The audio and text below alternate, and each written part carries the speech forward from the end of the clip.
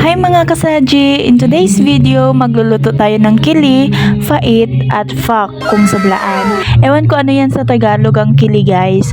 Basta yan ang lulutuin natin today. Ay sinerge ko na guys, yung kili pala sa English is eel or snake eel. Sa Tagalog naman ay igat.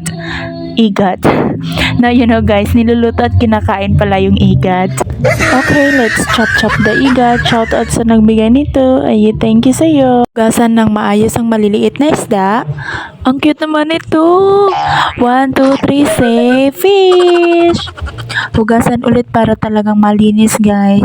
Apoy na guys, so kaya ilagay na natin ang kawali at hayaan natin na umiinit ang kanyang ulo. Ay, solve na rin yung ulam mo. Ang sarap kainin. Hindi ko na talaga matiis. Mapapawaw talaga ako sa iba't ibang uri ng lamang tubig natin. Yan na guys, umiinit na ang mantika sa kawali. Lalagay ko na ang mga ito upang maluto na at pag na-fry na guys, kunin at ilagay sa malinis na lagayan. Hindi pa yan nagtatapos guys kasi mamaya lagyan natin ng sabaw. Tain natin yan mamaya guys kasi masarap kapag may sabaw. Ihanda na natin yung ating mga sangkap. Pwede itong gawin sa bahay guys kasi ang mga sangkap nito makikita lang talaga ito sa store na malapit po sa inyo. Kung may idagdag naman po kayo, it's okay naman po. Yan lang naman yung available na sangkap namin kaya yan lang po yung gagamitin ko. At ihalo ko mamaya sa aking ginataang lamang tubig. Sabi yung tawa ko dito guys kasi naslide yung nyug sa kamay niya kaya naamligid.